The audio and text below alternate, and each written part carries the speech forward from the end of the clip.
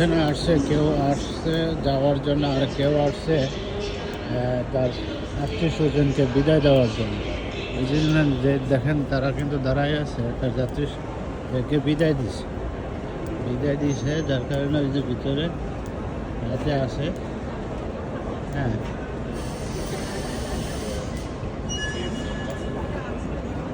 প্রতিটা মানুষেরই কিন্তু তার আত্মীয় স্বজন বলেন, আমরা সবাই অ্যাজ এ হিউম্যান হিসাবে প্রত্যেকে আমরা চাই যে আমাদের আত্মীয় স্বজনরা ভালো থাকুক, রিলেটিভরা ভালো থাকুক, সুস্থ থাকুক।